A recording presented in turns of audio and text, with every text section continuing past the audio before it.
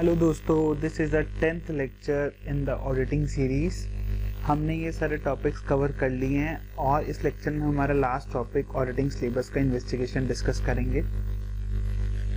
देखो, इन्वेस्टिगेशन क्या होता है। Investigation is a close examination of accounts and records and search for relevant data with a view to ascertaining an effect for special purpose। मतलब कि auditing में देखो क्या है, एग्जामिनेशन वहाँ भी अकाउंट्स का, बट इन्वेस्टिगेशन में क्लोज एग्जामिनेशन है, keeping in mind some special purpose. वहाँ पर्पस कोई स्पेशल है, उसके ध्यान में रख के ही एग्जामिनेशन किया जा रहा है। Objective is to collect evaluate facts related to some special purpose. अभी स्पेशल पर्पस क्या हो सकता है, जैसे propose purchase of business purchase कर रहे हैं तो उसके बिहाफ पे इन्वेस्टिगेशन करी जा रही है। Causes of low profitability, business come profits कमा रहा है तो उसके बिहाफ पे उस रीजन को ध्यान में रख के इन्वेस्टिगेशन की जा रही है।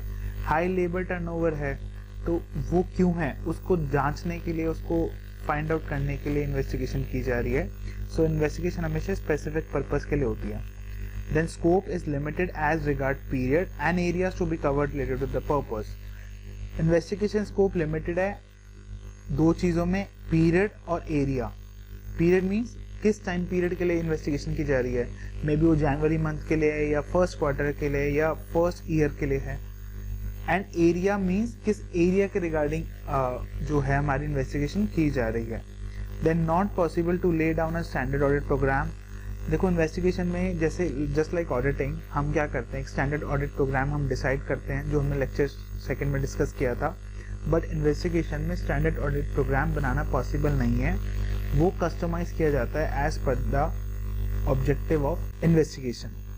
Report of investigation is made to person on whose behalf investigation has been undertaken. तो जिस पर्सन के बिहाफ इन्वेस्टिगेशन की जा रही है, इन्वेस्टिगेटर उस पर्सन को रिपोर्ट सबमिट करता है। Not necessary for investigator to express any opinion but provides adequate material for client to make proper judgement.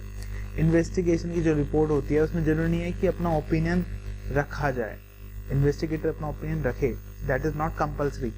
सिर्फ क्या होता है, वो फैक्ट्स प्रेजेंट करता है और उस फैक्ट्स पे डिसीजन लेने का काम होता है जिस बंदे ने या जिस भी ऑर्गेनाइजेशन ने इन्वेस्टिगेशन कराई है। So this is about investigation. अब हम अलग अलग केसेस डिस्कस करेंगे जिस केसेस में इन्वेस्टिगेशन कर सकते हैं या हो सकती है। So this is the case number 1, investigation on behalf of person who intend to purchase business. मतलब कोई पर्सन बिजनेस परचेज करना चाह रहा है तो उसके बिहाफ पे इन्वेस्टिगेशन कैसे होगी। ऑब्जेक्टिव्स क्या होंगे उस केस में। First objective to determine whether business is worth buying और नॉट। बिजनेस जो हम परचेज करने का सोच रहे हैं क्या वो वर्थ बाइंग है भी या नहीं। And second, whether amount of purchase consideration is just and proper. जो परचेज कंसिडरेशन डिसाइड हुआ है कि क्या वो सही है, कम ज़्यादा कुछ है तो नहीं। देन वेरियस इन्वेस्टिगेटिव स्टेप्स कैसे हैं। सबसे पहले क्या किया जाएगा, go through final accounts for several years to confirm that results are genuine and fair. Accounts को स्टडी करो, देखो कि जो रिजल्ट दिखा रहे हैं वो सही है भी या नहीं। Ascertain whether proposal in hand will yield expected result in future. मतलब जो आज प्रपोजल हमारे हाथ में है कि बिजनेस परचेज कर रहे हैं, क्या ये हमें फ्यूचर में रिजल्ट्स देगा।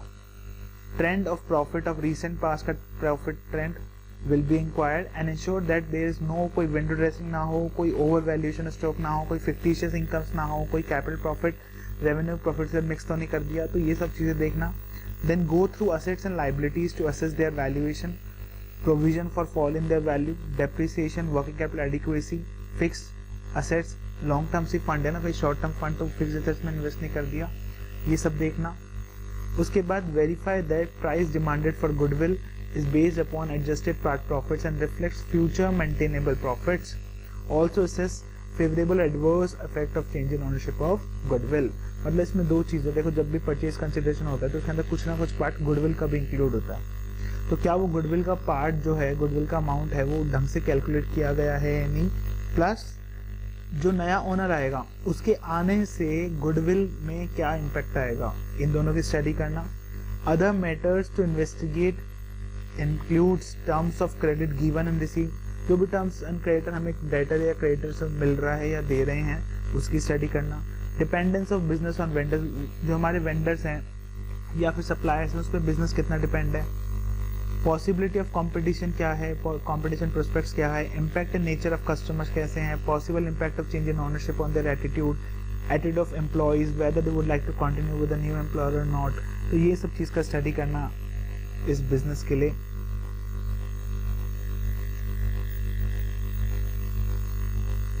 Then investigators should submit investigation report disclosing all the matters which are likely to affect future of the business। इसमें एडिशनल एक पॉइंट है कि जब भी वो इन्वेस्टिगेटर रिपोर्ट सबमिट करेगा तो उसमें वो सारे पॉइंट्स इंक्लूड कर देगा या करने चाहिए जो कि बिजनेस को इन फ्यूचर अफेक्ट करेंगे। So this is our first case. Second case क्या है, investigation in case of admission of new partner, मतलब कोई न्यू पार्टनर पार्टनरशिप फर्म में, जो हमारी पार्टनरशिप फर्म है उसमें का नया पार्टनर आ रहा है, इनकमिंग पार्टनर है, तो उस केस में जो इन्वेस्टिगेशन होती है वो या तो देखो एग्जिस्टिंग पार्टनर्स के बिहाफ पे की जा सकती है या फिर न्यू पार्टनर के जो इनकमिंग है उसके बिहाफ पे की जा सकती है। इसमें एरिया ऑफ एग्जामिनेशन क्या होंगे, earning capacity and future potential business का देखना, reason why business needs induction, उसको नया पार्टनर चाहिए क्यों, क्या कैपिटल की कमी इसलिए चाहिए, क्या मैनेजरियल नो हाउ की कमी है, study draft copy of propose partnership agreement, जो भी नया पार्टनरशिप एग्रीमेंट बनेगा उसकी एक ड्राफ्ट कॉपी को स्टडी करना और देखना कोई ऐसी चीज तो नहीं लिखी जो कि इन्वेस्टिगेटर के क्लाइंट के अगेंस्ट हो, values eight which various assets and liability जो प्रपोज की जा रही है न्यू बुक्स ऑफ अकाउंट्स में, ascertain whether adequate provision has been made for book debt of a doubtful nature and also contingent liabilities। कोई अगर business में doubtful nature के हमारे बेड डेट्स हैं, प्रोस्पेक्टिव बेड डेट्स हैं, या फिर कोई कंटीजेंट लाइबिलिटी या उन चीजों के लिए प्रोविजन बनाया गया है या नहीं। Valuation of goodwill and amount to be brought by his client is just and reasonable, अगर न्यू पार्टनर जो भी गुडविल का अमाउंट ला रहा है या फिर परचेज कंसिडरेशन ला रहा है क्या वो सही है या नहीं। फर्म हैज होली क्लियर्ड और made adequate provision for income tax के प्रोविजन बना रखा है नहीं बना रखा, या जो भी लाइबिलिटीज हैं टैक्स लाइबिलिटी हैं up to the date of free constitution वो बनी है या नहीं। If existing partner is likely to retire in a future, मतलब कोई न्यू पार्टनर के आने के बाद कोई न्यू जो नियर फ्यूचर है उसमें कोई हमारा एग्जिस्टिंग पार्टनर रिटायर हो रहा है तो क्या उसके रिटायर होने से बिजनेस पे क्या इम्पैक्ट आ रहा है वो स्टडी करना। Then locate planned use of new fund, जो न्यू फंड्स लेके आएगा न्यू पार्टनर उसका प्लान्ड यूज क्या है, क्या वो एक्सपेंशन के लिए यूज किया जाएगा या कैश क्राइसिस है उसके लिए या लॉसेस मीट करने के लिए या लाइबिलिटीज को पे ऑफ करने के लिए। Compare capital of all partners considering their agreed profit sharing ratio, जो new profit sharing ratio decide किया गया है उसको कम ध्यान में रख के सारे पार्टनर्स की कैपिटल को रीडिजाइन करना। इन case of N investigation on behalf of existing partner, अगर एग्जिस्टिंग पार्टनर के बिहाफ पे इन्वेस्टिगेशन है, investigator should ascertain financial standing of incoming partner की कैसी फाइनेंशियल स्टैंडिंग है उसको देखना, उसके पास्ट और प्रेजेंट बिजनेस कनेक्शंस देखना, उसका एक तरह से बैकग्राउंड चेक है क्या वो बंदा सही है या नहीं, उसकी ऑनेस्टी देखना, उसका बिजनेस एक्यूमेंट देखना, इंटीग्रिटी देखना। सो ये हमारा आता है investigation in case of admission of new partner. जो हमारा थर्ड केस है this is investigation by bank की तरफ से इन्वेस्टिगेशन है before propose grant of loan, bank loan देने से पहले जो इन्वेस्टिगेशन कराता है वो है। इस केस में बैंक क्या क्या चीजें एग्जामिन करेगा या इन्वेस्टिगेटर क्या क्या चीजें एग्जामिन करेगा। First is inquire into nature of business, product, circumstances leading to taking of loan, जो हमारा बिजनेस हमारे पास आया है, बैंक के पास आया है लोन लेने के, वो लोन ले क्यों रहा है, क्या उसकी प्रोडक्ट लाइन है, क्या उसकी सर्कमस्टांसेस है जो उसको लोन लेना पड़ रहा है। Inquire into skills, qualification, experience of managing personal, जो भी इस बिजनेस का मैनेजमेंट है या ऑनर है उसकी कैसी स्किल्स हैं, कैसी क्वालिफिकेशन है, कैसे एक्सपीरियंस है वो। देन जेस्टेशन पीरियड देखना, जेस्टेशन पीरियड क्या होता है, मतलब कोई भी जो स्टार्टअप है या कोई भी नया बिजनेस है अपना शुरू करने तक शुरू कर रहा है वहां से लेके जब तक वो फाइनेंशियली वाइबल हो जाए, इंडिपेंडेंट हो जाए, फाइनेंशियल इंडिपेंडेंट हो जाए, उस पीरियड को बोलते हैं जेस्टेशन पीरियड। जितना ज्यादा ही लंबा होगा उतना ज्यादा बैंक के लिए खतरनाक है, तो वो सब स्टडी करना। Activity schedule, maximum time during which different phases of project would be completed.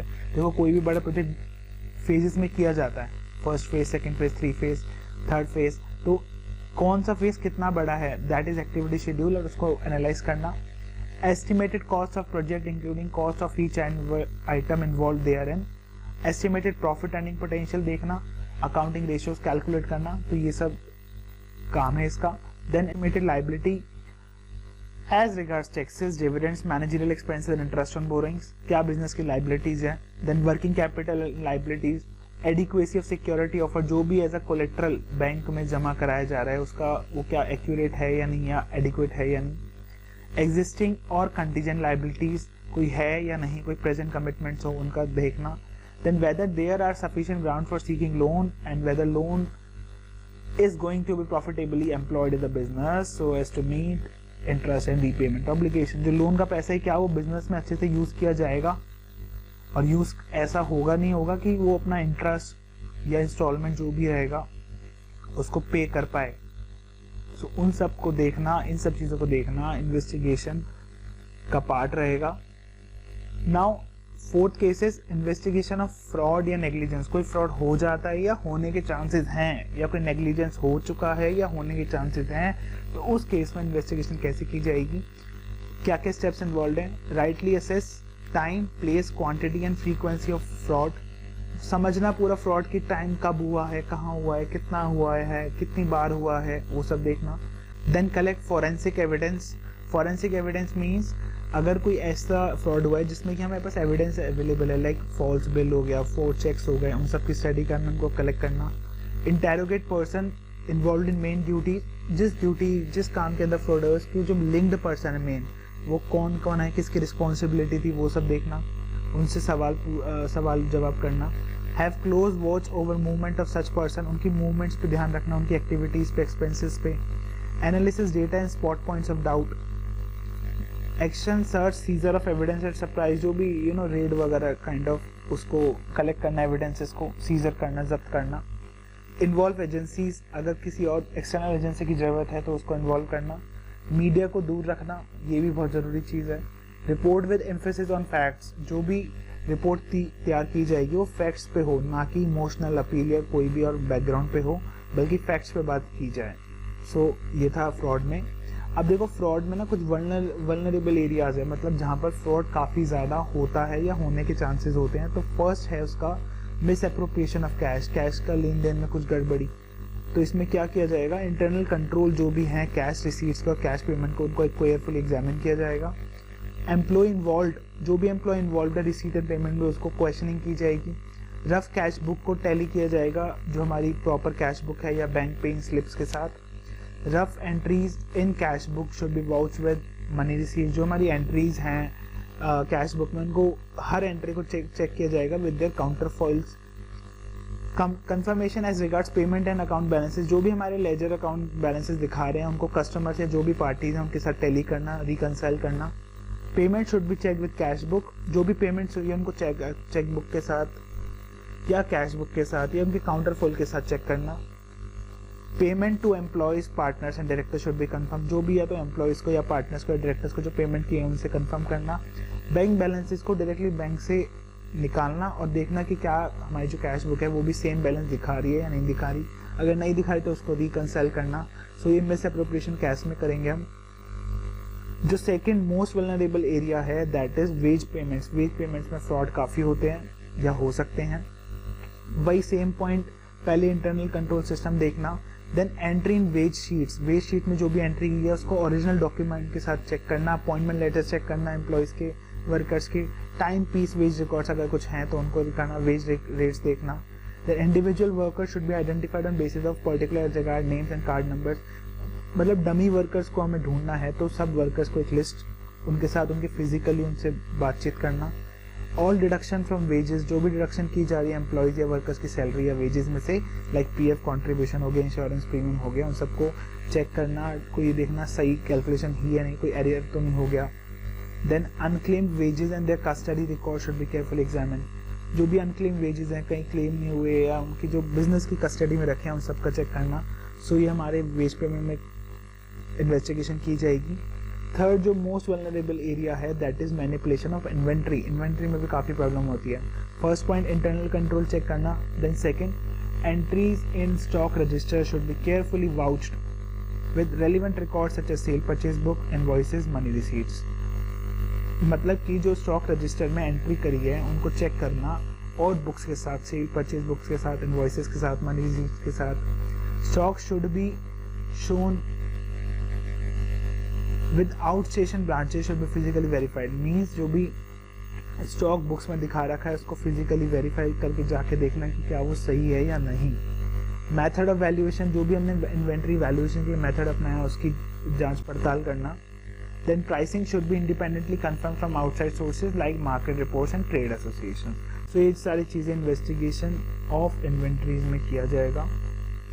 अब देखो कंपनीज के अंदर, कंपनीज के अफेयर्स में इन्वेस्टिगेशन कैसे हो सकते हैं या क्या किसको पावर है, कौन करता है, वो सब देखते हैं। कंपनीज एक्ट 2013 में बहुत एलैबोरेटिव प्रोविजंस बनाए रखे हैं for inspection and investigation into the affairs of companies. अब कौन इन्वेस्टिगेशन कंडक्ट कर सकता है कंपनी से केस में? ROC means registrar of companies कर सकता है, सेंट्रल गवर्नमेंट कर सकती है। SFIO means special fraud investigation office, ये कंडक्ट कर सकते हैं। NCLT means national company law tribunal, ये चारों इंस्टीट्यूशंस हमारे इन्वेस्टिगेशन को कंडक्ट करा सकते हैं। We will discuss all these one by one. अब सबसे पहले आरओसी की अगर बात करें, आरओसी के केस में क्या, देखो आरओसी में ask company to furnish in writing information और एक्सप्लेनेशन और procedure documents books with the reasonable time. ROC कहने का मतलब कि कंपनी से बोल सकते हैं कि मुझे ये सारी बुक्स दिखाओ with in the reasonable time. अगर आरओसी सेटिस्फाई हो जाता है कि भाई बिजनेस में कुछ ना कुछ तो गड़बड़ है, जो पर्पस है उनका वही अनलॉफुल है या फ्रॉडुलेंट है, या जो हमारा कंपनी है वो कंप्लाइंस नहीं कर रही है कंपनीज एक्ट के साथ, या कोई इन्वेस्टर की ग्रेवियंसेस को सॉल्व नहीं किया जा रहा है, तो आरओसी में call on company to furnish in writing explanation on the said matter. तो आरओसी कंपनी को बोलेगा भाई अपना जो भी पॉइंट है वो पेश करो, आप ऐसा क्यों कर रहे हो या क्यों नहीं कर रहे हो। It shall be duty of director, officer or other employee of company to furnish requirements made by ROC and also assist ROC in investigation. Means ये जो भी डायरेक्टर हैं, ऑफिसर्स है कंपनी के या एम्प्लॉयज हैं, उनकी ड्यूटी बनती है, फर्स्ट ड्यूटी बनती है कि ROC को असिस्ट करना इन्वेस्टिगेशन में। may make recommendation to central government if further investigation is required. अगर ROC को लगता है तो सेंट्रल गवर्नमेंट को जाके बोल सकता है कि भाई इस कंपनी में फर्दर इन्वेस्टिगेशन की जरूरत है। सो ये ROC की पावर्स थे। नेक्स्ट सेंट्रल गवर्नमेंट कैसे करती है, देखो सेंट्रल गवर्नमेंट के पास सेक्शन 208 ऑफ कंपनीज एक्ट में पावर दे रखी है that central government can initiate investigation. अब वो इनिशिएट कब करेगी central government? On receipt of report of ROC, जो हमने लास्ट पॉइंट डिस्कस किया था आरओसी में, कि आरओसी जाके बोल सकता है सेंट्रिल गवर्नमेंट को कि in this company investigation is required, तो सेंट्रल गवर्नमेंट इनिशिएट कर सकता है। Second, on intimation of special resolution pass by company, कोई कंपनी में स्पेशल रेजोल्यूशन पास किया है that investigation is required in the affairs of the company, और वो रेजोल्यूशन अगर गवर्नमेंट को सेंड किया गया है तो सेंट्रल गवर्नमेंट इनिशिएट कर सकती है, या फिर सेंट्रल गवर्नमेंट अपने थ्रू उसको लगता है कि पब्लिक इंटरेस्ट में ज़रूरी है कि एक इन्वेस्टिगेशन कराई जाए तब कर सकती है। इन case of order pass by the tribunal या फिर कोर्ट, अगर ट्रिब्यूनल या कोर्ट ने बोला तो सेंट्रल गवर्नमेंट को इन्वेस्टिगेशन कंडक्ट करनी पड़ेगी। ये सारा था सेंट्रल गवर्नमेंट केस में। SFIO mean special fraud investigation office, इनके केस में क्या होता है, सेंट्रल गवर्नमेंट कैन आस्क, ये shall ask SFIO to investigate into the affairs of the company इन सब केसेस में। First case on the receipt of report of ROC, same point. Inspection under section 208 जो हमने अभी पहले डिस्कस किया। On intimation of special resolution pass by the company in public interest या on request from any department of central government और state government, इन सारे cases में SFIO को सेंट्रल गवर्नमेंट बोल सकती है दैट प्लीज आस्क, इन सारे केसेस में central government can ask SFIO to initiate investigations. Company and its officer is responsible to provide all assistance to SFIO. SFIO may arrest any person, shall inform him grounds of such arrest. SFIO के पास इतनी powers हैं कि वो किसी भी person को arrest कर सकते हैं। Then submit report to central government, और SFIO रिपोर्ट सबमिट करता है सेंट्रल गवर्नमेंट को। ये SFIO का इन्वेस्टिगेशन था। Then last is NCLT. NCLT अब कैसे कर सकता है? NCLT में order investigation of companies affair by inspectors appointed by central government. On such order, central government shall appoint inspectors to investigate into the affairs of the company. Such order can be passed by NCLT when application is made by any member or any other person. मतलब किसी भी person ने application लिखी है किसको? NCLT को, तो NCLT उस एप्लीकेशन के बेसिस पे सेंट्रल गवर्नमेंट से बोलता है आप इंस्पेक्टर्स अपॉइंट करो, और वो इंस्पेक्टर्स मदद करते हैं NCLT की in order to conduct investigation. इस तरह से NCLT इन्वेस्टिगेशन कंडक्ट कर सकता है। Last topic in this lecture, हमारा ऑडिटिंग और इन्वेस्टिगेशन में डिफरेंस क्या है। देखो, ऑडिटिंग का स्कोप कैसा है, वाइड है, और इन्वेस्टिगेशन का लिमिटेड है, जो हमने स्लाइड नंबर 1 में भी डिस्कस किया था कि इन्वेस्टिगेशन सिर्फ उस एरिया और उस पीरियड के लिए की जाती है जो कि हमारे ऑब्जेक्टिव्स के फेवर में है।